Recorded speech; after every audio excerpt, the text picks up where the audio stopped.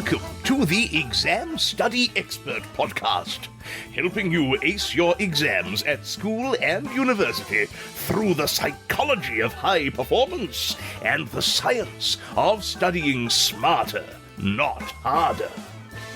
It's my pleasure to introduce your host, the Cambridge-trained memory psychologist and exam success coach, William Wadsworth.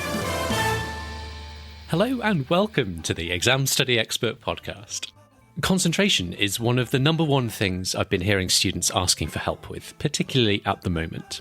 So to help today, I'm going to be talking to one of the world's leading authorities on how to manage your attention and focus on what really matters to you, Professor Stefan van der Stigchel. We'll be walking through an entire day of maximum concentration as part of today's conversation, helping to show you step by step what you can do to help maximize your focus, including things like attention rituals, learning from the greats like Darwin and Beethoven, how to take effective breaks, designing your environment for maximum concentration, and even asking whether it's okay to listen to music. Stefan leads the AttentionLab at Utrecht University in the Netherlands and is the author of several really excellent popular books, including How Attention Works and Concentration, How to Stay Focused in Times of Distraction. Stefan is a regular face on national television and radio in the Netherlands, as well as speaking on prestigious conference stages around the world. So it was a real treat to be able to have him on the show today amid his busy schedule. Let's meet Stefan and get right down to work. Stefan, a very warm welcome to the Exam Study Expert Podcast. Would you perhaps just start by introducing yourself for everyone? So your name, your role, and a little of the work you do in your research. Sure. So I'm a professor of cognitive psychology at Utrecht University in the Netherlands. I study visual attention, eye movements, visual awareness. I have a lab that I call the AttentionLab. And a couple of years ago, I decided that some of the things that we've been learning in the last couple of years, not only in my lab, but also in other labs, is actually quite helpful to a lot of people outside of academia and also for students. So that's why I decided to write a popular science book on attention, because I thought that was actually lacking. And it was published by MIT Press, translated by MIT Press. And then a couple of years later, I published a second book on concentration and focus. And it happened because a lot of the questions that I got when I talk about attention are actually about concentration. And to me, those are two different things. I'll probably be able to talk about this in this podcast. What's the difference between the two? But it's nice to see the mix up and also to understand how many people struggle actually with a concept like concentration in our daily lives. My first question was going to be, what is attention? And I know that's a big question because you literally wrote an entire book by that name. So attention is a general mechanism in the brain. The brain cannot process all of the information that it receives at once. If you think about the senses, so the eyes, the ears, and the other senses we have, we cannot process all of the information. Actually, we do not need to process all of the information. Apparently, evolution has equipped us with a system that only has to select part of that information for further processing.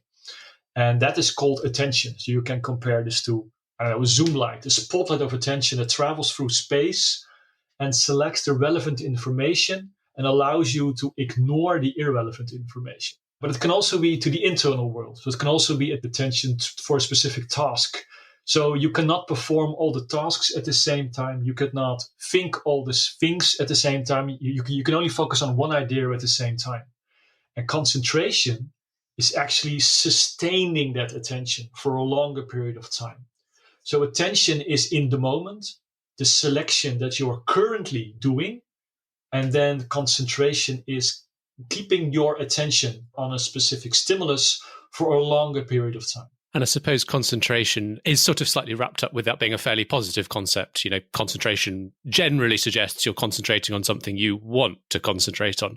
Whereas attention, sometimes our attention gets grabbed by things we really don't want it to be grabbed by in the moment. And perhaps our attention also gets divided in ways we don't want it to, or perhaps isn't necessarily our best interests for it to be divided.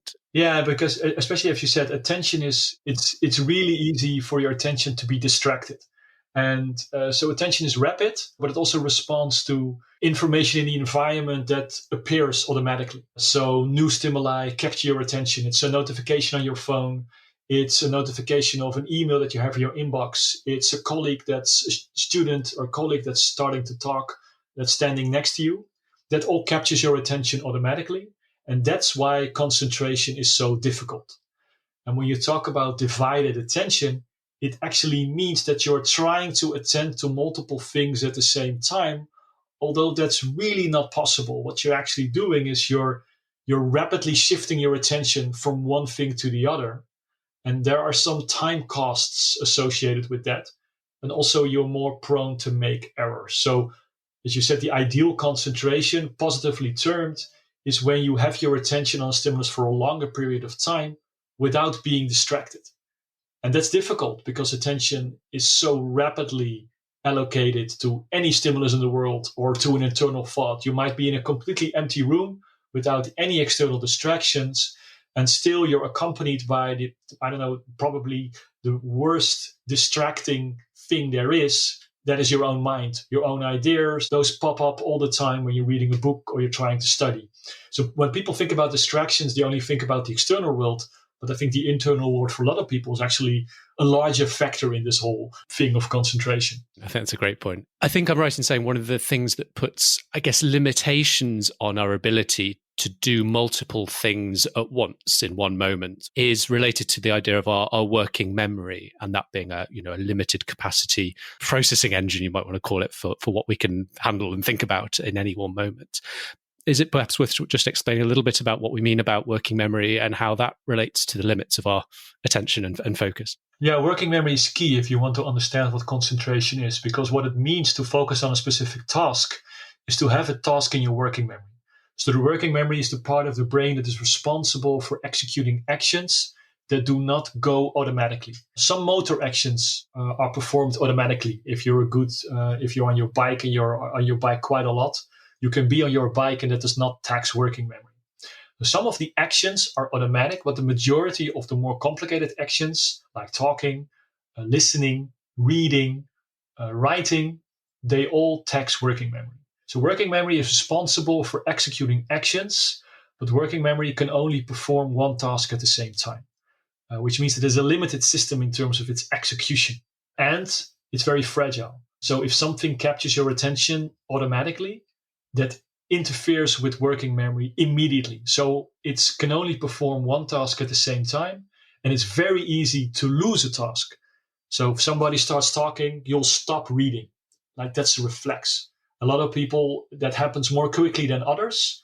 But when you start performing a different task, even though it's not the task that you want, it means that you will stop with the task that you were doing before. Yeah, you talked a couple of times about distractions, so notifications from your phone or email inbox or whatever. One of the things I liked in the kind of intro to your book is just that reminder that mankind has been dealing with distraction for a very long time. You wrote about Seneca writing about this deluge of information out there in the form of books, and how that, the poor Roman mind was getting too frazzled by all these different information inputs. But I think clearly that has become true to a far, far greater extent in the modern world with the advent of sort of smartphones and technology. And I think people have been finding it particularly hard during lockdown because we've been sort of shut up in our homes, just surrounded by the kind of distractions of the home environment and no sanctuary to escape to, be that a library or an office building. What are your kind of reflections on the particular challenges I think we're facing at the moment in kind of times of lockdown and remote education? Yeah, so I would say that there are more distractions than ever, simply because there's more information than ever. So it's so easy to have your attention, another YouTube link or another video. And even though that might not capture your attention, so you could get all of the notifications out of the way, it's still so easy by one or two clicks to attend something else. And so one of the things that's necessary for your attention to flourish is the right type of motivation. So in order to really lock yourself on one specific task and perform it for a longer period of time without mind wandering, so internal distractions, or without you almost as a habit checking your email or checking social media on your mobile phone. When people talk about distractions, and they mostly think about sort of the notifications, right? But even if you get all the notifications out of the way, it's still very easy to get distracted simply because you might lose your concentration for a second. Click, click, you're checking your phone. So for instance, I have my phone now lying next to me. Almost as a habit, I could pick it up and check it. And I've now decided that I'm not going to do this because I want to focus on this podcast, of course. But when you're listening to a lecture or a teacher, or you're reading a book, if you have your mobile phone close to you, it's so almost unconscious action to pick up the phone. So we know the majority of the habits are unconscious. When you're hungry and you have a jar of cookies next to you, you're eating without knowing, without thinking. There's no conscious decision. So a lot of the decisions we take to concentrate on something else that we might not want to concentrate on is really easy in the home environment. So I have a lot of meetings and I notice how easy it is to lose track what one person is saying simply because I'm in my home, right? I'm surrounded by my personal stuff. When I'm in a physical environment with these people, it's very difficult not to attend to a person that's sitting next to you and talking to you. While if you're watching the video screen, you're watching your webcam, you're listening to a podcast, surrounded by all your favorite stuff in the world, it's very difficult to engage your attention for a longer period of time. Especially with all these video conferences, it's like a very poor version of virtual reality, right? You're somewhere, but you're not really there. Physically, you're in the same room the vast majority of the day. That makes it difficult, and it actually is an effortful type of concentration compared to when you're in a room with a person that you're physically talking to. That makes it a lot more easy. And now we have to transport ourselves in a situation that's not really happening. That makes it really complicated. Final, slightly more theoretical question before we get into some of the practical strategies that we can use to tackle this. Just to kind of really emphasize the point, I was just curious to go into a bit more detail on the evidence for what difference all of this makes to students. So why is it so important for students to be able to concentrate? What do we know about the impact of concentration and divided attention on learning outcomes? Yeah, so we know that students that are distracted during learning perform worse compared to students that are able to learn without distractions. And that sounds quite like an open door. Like, yeah, of course, we know that. But it's interesting to sort of understand what's really happening here. Because if you look at working memory, every time you switch to a different task, and it could be an internal task, so thinking about what you're going to have for dinner, or it could be listening to a person that's talking next to you. You need to clear your working memory for one specific task and move to the other. So every time you switch tasks, there are time costs involved, and we call them switch costs.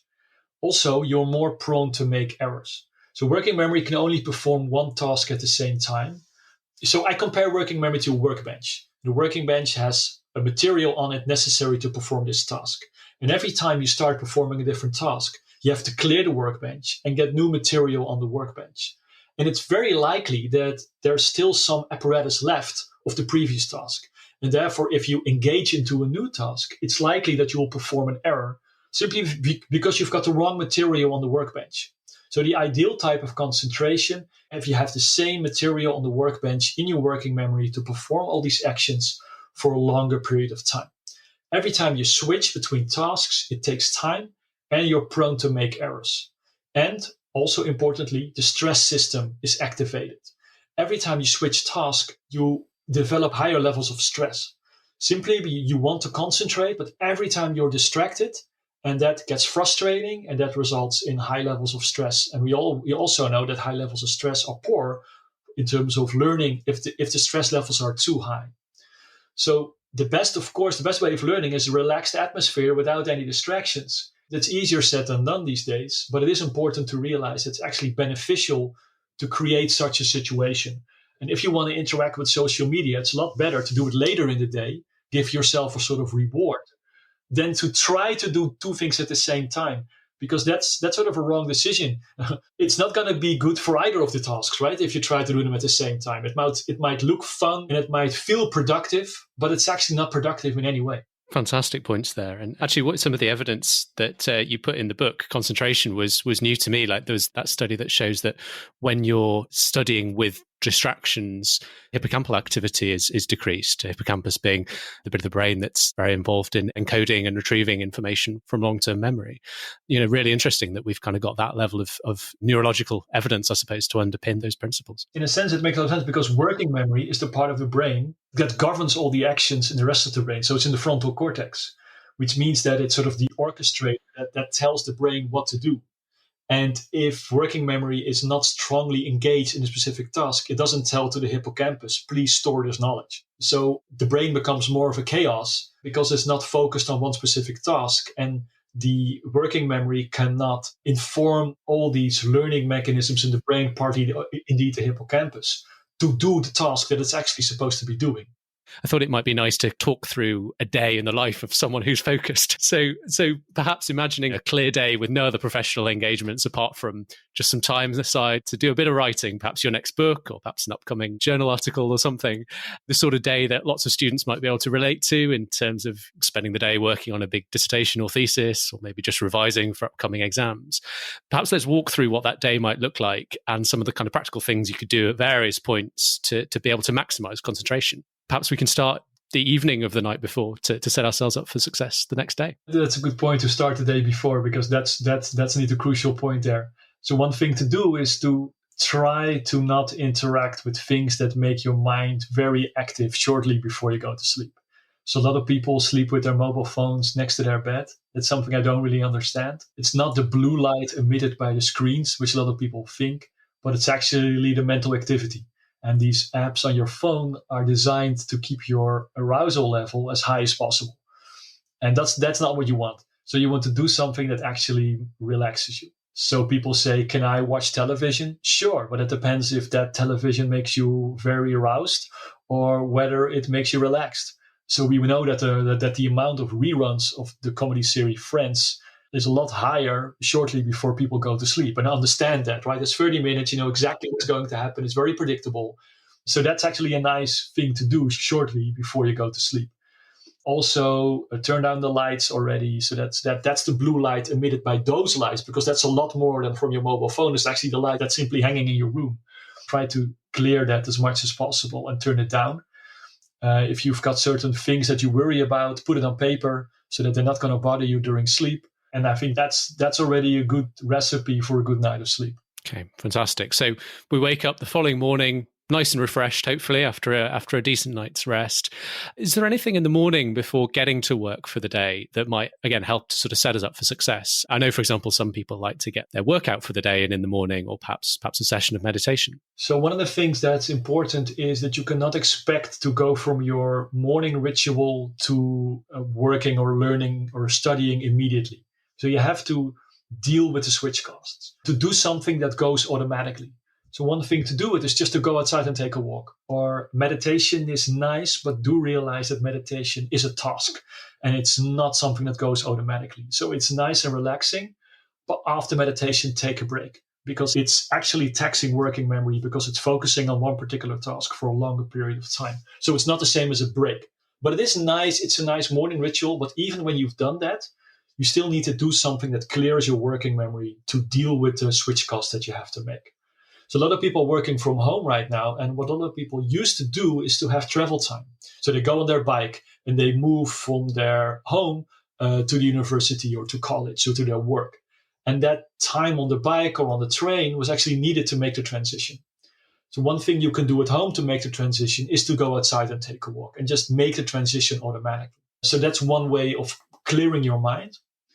And then you've got multiple different strategies that's really dependent on what the type of person you are. So there are some individual differences here.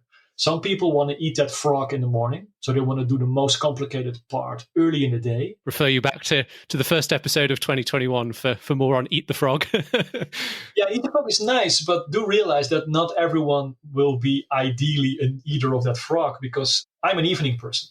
So I prefer to do the small tasks in the beginning of the day to get everything out of the way, to clear my to-do list, and then go for the difficult one.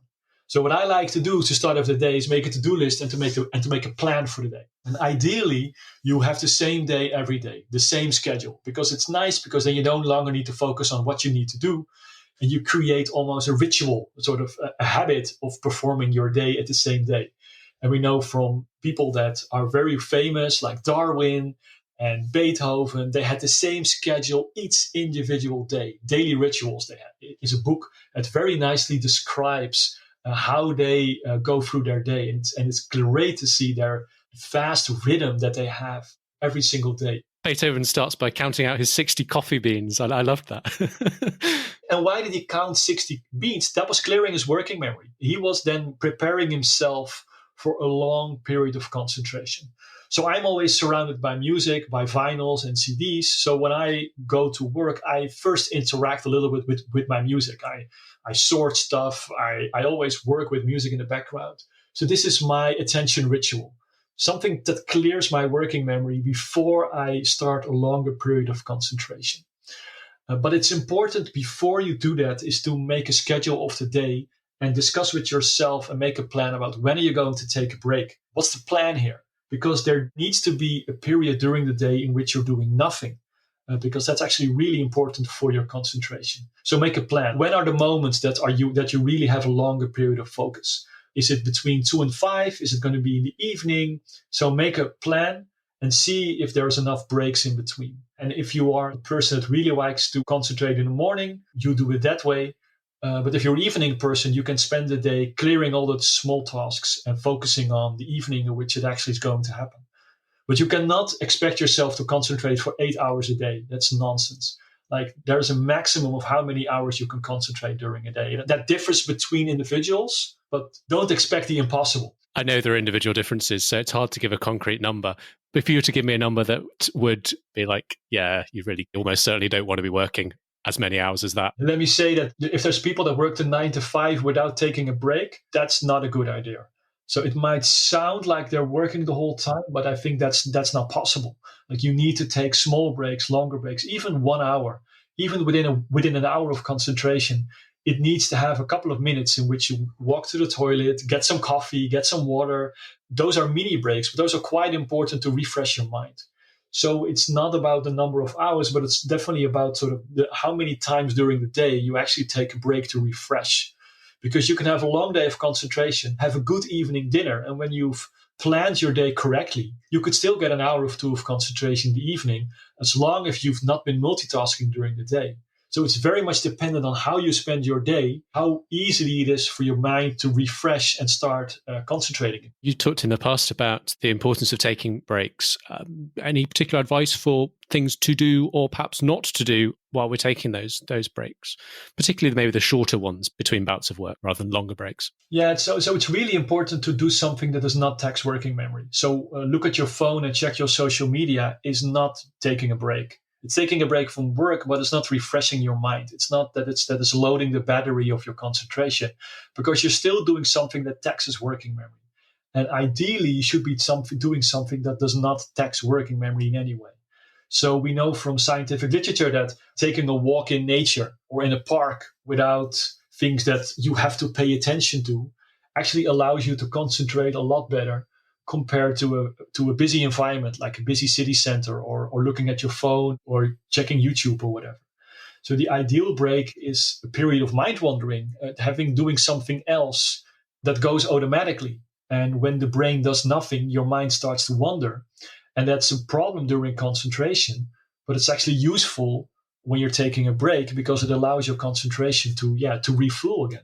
So we've got a schedule planned out, a sensible apportionment of breaks, ideally doing sensible things with those breaks. What's happening when we're actually sat down at the desk? So is there anything in particular in the environment or perhaps that we've removed from the environment to minimize distraction? Yeah, so we've talked about notifications, of course.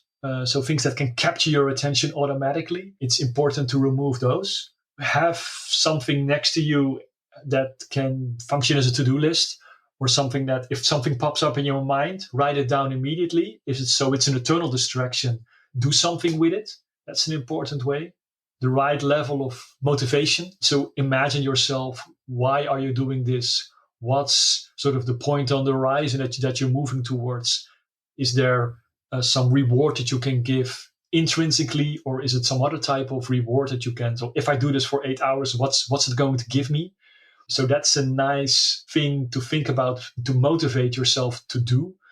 If you want to listen to music, put on some nice music, create a mixtape or some Spotify list that you associate with concentration without any vocals in it, without any rapid changes in tempo.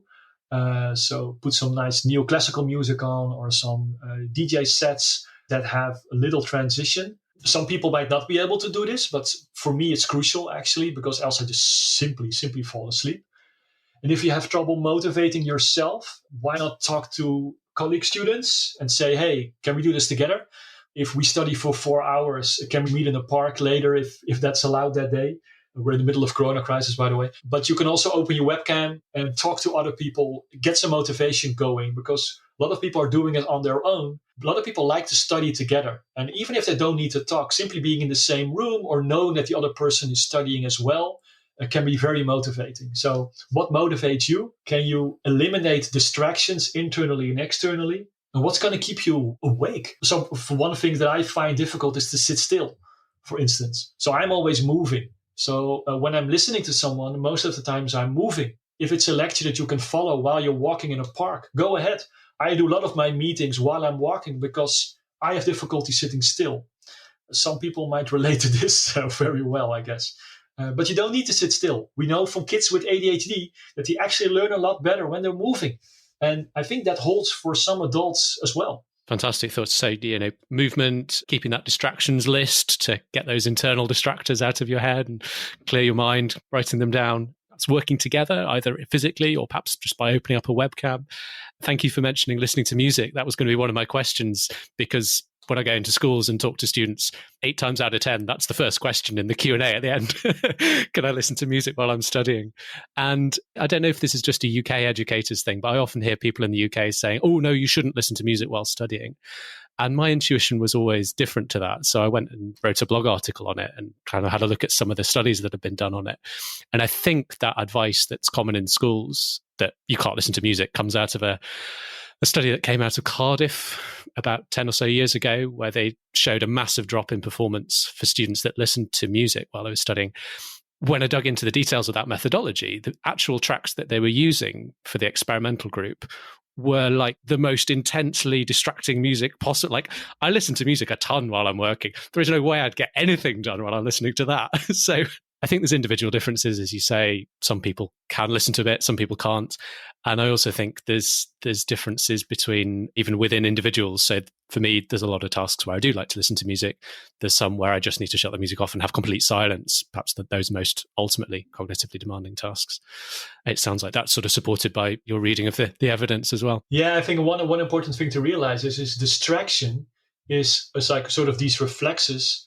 Your attention is captured by things that are different from the environment, large pulses. So when you have background noise, like if a needle falls on the ground, it's not going to capture your attention. If it's completely silent, if everyone that just starts talking will automatically result in a capture of attention. So you can use music as sort of wall of sound that makes it more difficult for other information to be a distraction. Fantastic thoughts, Stefan. Thank you so much for all of that. An absolutely jam-packed tour of practical advice for maximising concentration through the day. One thing in particular I just wanted to touch on was if you got any particular thoughts for when you're playing the role of information receiver. Particularly, I'm thinking of the student sitting, listening to a class. I think perhaps particularly at the moment, if you're listening to a class on a laptop from your own room at home or in your dorm room, that's pretty hard to maintain your focus. Yeah, so first of all, yes, it is extremely difficult. So don't worry if you experience difficulties with this. So one of the things I really can advise you to do is to take notes on paper. Write it down. Interact with the information that you're hearing. First of all, it will keep your motor activity high. It will give you something to do with the information that you're receiving. And you need to start thinking about, how am I going to represent this knowledge? If you write on a laptop, it's more unidimensional. If you interact with paper, you can draw arrows, circles, you can connect the knowledge. Even if you throw away the paper afterwards, it's going to give you something to do and to engage with the information that you are receiving. So I tend to do it. I really want to focus. I shut down all notifications. I close my email program. I put away my phone. I grab some paper and I start drawing what I'm hearing. And I think that's the best possible way, forcing you to do something with the knowledge that you're receiving. I think that's fantastic. Just as we're in closing, anything we've missed that you think is really important to mention? Yeah, so one thing I would like to mention is sometimes it simply doesn't work, because I can give you all the advice of the world, but even me as some person that thinks about this stuff, I have days in which it's not working. I cannot focus, and that's fine. Like, we're not machines. So I don't want to be this person that gives all these self-tip books to get the best out of your life. It's important to understand the mechanisms and hope the mechanisms will help you. But don't be too hard on yourself if it's not working, because everyone experiences those days. It's difficult, it's weird. So give yourself a break. And if it's not working, go outside, have a great day, do something that you really like, and try again the next day. I love that. I think that's a fantastic note to end on. Stefan, thank you ever so much once again. I'm sure people want to, dig a bit deeper into some of the things we've been talking about. Tell us a little of where we could go for more to find out more about you and your work and the books that are available that go into more detail on this stuff. Yeah, so I have a very complicated name, but so I have a website that's named my name. So Stefan van der Stigchel.nl. Don't worry about it if you can't write it. I think the best resources is for concentration. We'll put the link in the show notes. Okay. Concentration is, I think, a great book if you want to understand more about the mechanisms underlying concentration. How attention works is the book if you're interested in what captures attention and what is attention exactly, what do we perceive from the world around us. And I think those might be two books. They're accessibly written, but they do have the reference list to back up all the claims that I'm making. So even if you want to get a deeper dive, I think the book can be used as a resource. Absolutely. As I say, we'll put the link to your personal website and to those books in the show notes. I've read Concentration and thoroughly enjoyed it. You write very, very accessibly, and it's a great read, as well as being absolutely packed with fascinating and very practical thoughts. Stefan, thank you so much once again. This has been fantastic. Yeah, thanks for having me and for the interesting conversation. If people have any questions, please send me an email, and I'm happy to answer your questions. Thanks again, Stefan. And if you're interested in finding out more about concentration, I would highly recommend Stefan's book, which is called Concentration. And I've linked that up for you in the show notes. It's kind of my favourite type of book, really, a highly valuable subject, which a lot of us are really interested in, written by a scientist who's not only a world expert in the field, but has an incredibly clear and entertaining communication style, whether, as you've heard today, as a speaker or when he's writing. I'd also recommend checking out previous episodes in this little mini episode we've been doing over the past couple of weeks on focus and concentration, including the guide I broadcast for you last week, all about using the Pomodoro technique really well, as well as college professor James Lang a couple of weeks ago on managing distractions. And with that, that's a wrap on today's conversation. Please do consider taking a moment now to share this episode with someone you think might find it helpful. I'm sure they'd be very grateful for you passing it on. I will look forward to seeing you next week when I'll be sharing some of my all-time top test-taking tips to help maximise your mark on the big day of the test itself. For now, thanks again for your company today. It's been great to have you with us, and wishing you every success in your studies. Just before you go, did you know you can hire William as your very own coach and mentor to show you the stress-free way to ace your exams by studying smarter, not harder? Find out how at examstudyexpert.com/coaching.